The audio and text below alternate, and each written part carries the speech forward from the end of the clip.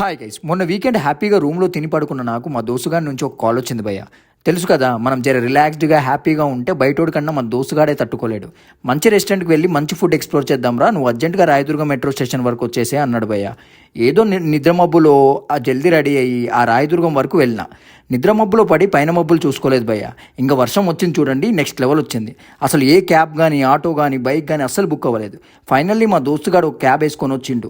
అలా డ్రైవర్తో మాట్లాడుకుంటూ కొండాపూర్లో ఉన్న ఈ నవాబ్ రెస్టారెంట్కి వెళ్ళినాం భయ్య. అది కాస్త వర్షంలో బిర్యానీ పొట్లం కోసం జనాలతో నిండిపోయింది. అసలు ఎక్కడ చూసినా రష్షే, సీట్ దొరకడం కష్టమైపోయింది. టైం 10 అయింది. అక్కడికి వెయిట్ చేద్దామంటే 1 అవర్ పైన టైం పట్టేలా ఉంది. ఇంకా లాభం లేదు అని దగ్గరలో ఏదైనా మంచి రెస్టారెంట్ చూసి వెళ్దామని క్యాబ్ బుక్ చేసుకోవడానికి స్టార్ట్ చేసాం. ఆ క్యాబ్ అస్సలు బుక్ అవ్వలేదు. ఇంకేం చేసేది లేక వాక్ చేస్తూ 2 కిలోమీటర్స్ డిఎల్ఎఫ్ దగ్గర వరకు వాక్ చేసాం.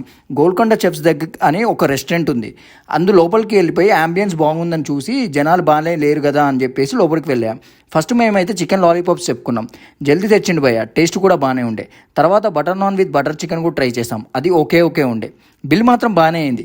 కానీ ఇదే బిల్ అక్కడ పెట్టుంటే నవాబ్ రెస్టారెంట్లో మంచి స్పైసీ అండ్ టేస్టీ బిర్యానీ వర్షంలో తింటే నెక్స్ట్ లెవెల్ అనిపించేది కదా అనిపించింది.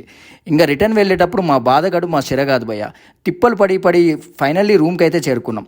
ఇప్పుడైతే వీడియోని లైక్, షేర్ అండ్ సబ్స్క్రైబ్ చేయండి. బాయ్.